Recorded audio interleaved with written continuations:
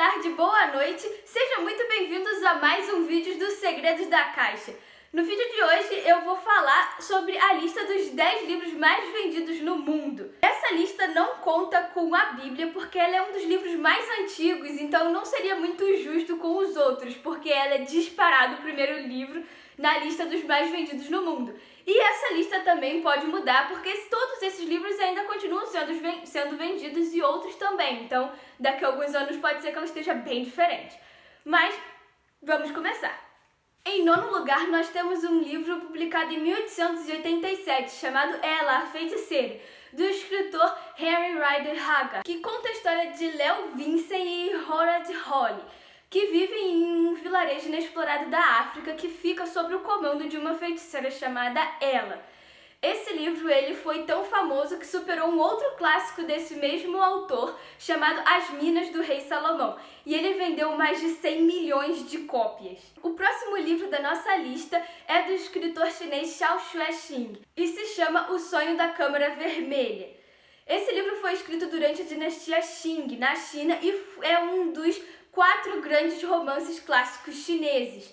Então ele ficou muito famoso nessa época e tem até um estudo chamado Vermelhologia, que é destinado a estudar esse livro. E o autor, ele escreveu meio que uma autobibliografia da vida dele, e esse livro ele é dedicado como um memorial de todas as mulheres que ele conheceu durante a sua juventude, tanto amigas como familiares e serviçais. E esse livro já vendeu cerca de 100 milhões de cópias e foi publicado em 1791. E ele ocupa o 8º lugar na nossa lista. A 7ª posição da nossa lista foi do livro da escritora Agatha Christie, que foi lançado em 1939 com o título Os 10 Negrinhos e depois foi republicado com o título E Não Sobrou Nenhum. As próximas publicações também têm esse título, só que algumas têm o título original. E ele é considerado um dos melhores suspenses de policiais, onde não falta nenhum detalhe. Até ilhas desertas, mansão e as pessoas são mutuamente suspeitas. Então, eu não li o livro, mas só de só dessa pesquisada eu já fiquei muito curiosa para ler.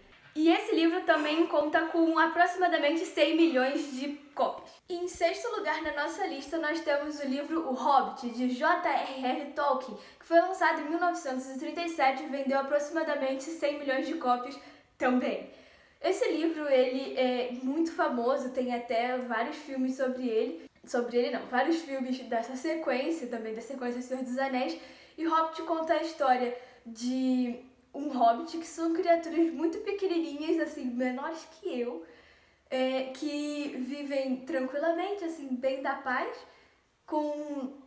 na terra deles, gostando de usar ferramentas manuais. E o Hobbit, que é o personagem principal, o Bilbo Bolseiro, ele vive a vida dele tranquilamente até que o mago Gandalf chega, junto com uma quincalhada de anão, e leva eles numa expedição para buscar um tesouro que é guardado por Smaug, que é um dragão muito perigoso e grande.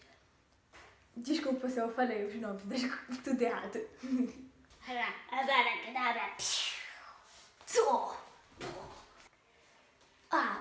Cicatriz, raio, carta voando, corujas.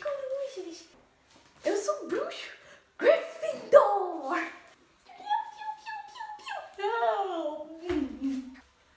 Harry Potter.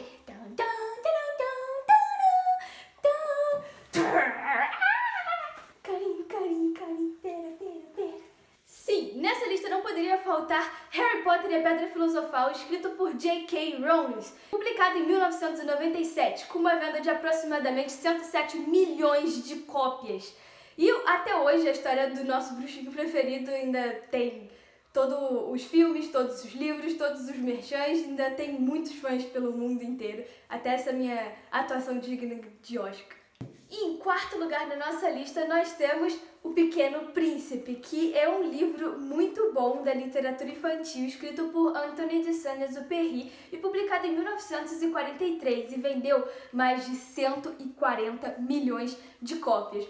Mas esse livro merece porque ele é muito bonitinho, ele conta a história do menino, Pequeno Príncipe, que vivia no asteroide B612 E ele traz várias lições sobre tempo, vida, morte, amizade, solidão e várias outras coisas. E assim, é um livro muito, muito bom que faz você pensar se um chapéu é um chapéu ou se é uma cobra que engoliu um elefante.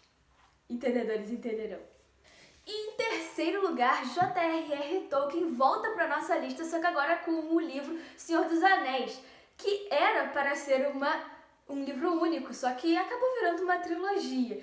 E até hoje é considerado um dos maiores livros de fantasia do mundo e serviu de inspiração para vários autores muito famosos. Esse livro ele foi publicado entre 1954 e 1955 e vendeu mais de 150 milhões de cópias.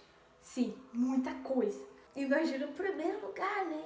Muita coisa. Esse livro conta a história de uma guerra contra o mal que está se espalhando sobre as Terras-médias. E tem uma luta entre várias espécies, humanos, entes, até os hobbits que eu falei antes, anões, elfos, etc., que não podem deixar o anel voltar para a mão do criador dele, que é o Senhor Sombrio lá. E acaba tomando o rumo dessa Guerra do Anel da visão dos personagens, principalmente do principal, que é o Frodo Bolseiro.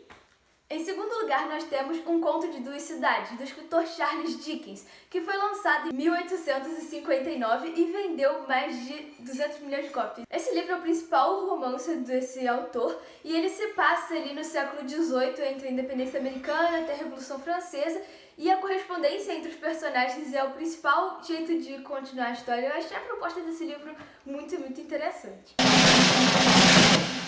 Em primeiro lugar, o livro do gênio Miguel de Cervantes, Dom Quixote. Estão preparados? 500 milhões de cópias, lançado em 1615. Esse livro, assim, eu também tenho ele, só que ele tá emprestado no momento, só que eu acho que ele é um dos meus preferidos, porque, sério, ele é muito bom. O Dom Quixote é um cara que ele era muito viciado em romances de cavalaria, histórias de cavalarias, tipo, que eram heróis, que salvavam as princesas, essas coisas assim, ali na época da Idade Média, assim, e ele fez o que todo mundo gostaria de fazer com Harry Potter, que é que é, tipo, ignorar toda a realidade e viver a imaginação dele. Então ele sai com o escudeiro dele, que era o Sancho Panza, com o cavalo Rocinante e com o amor imaginário da vida dele, que era a Dulcinea, para poder viver todas essas aventuras. E eles se metem em cada roubada, que é muito bom.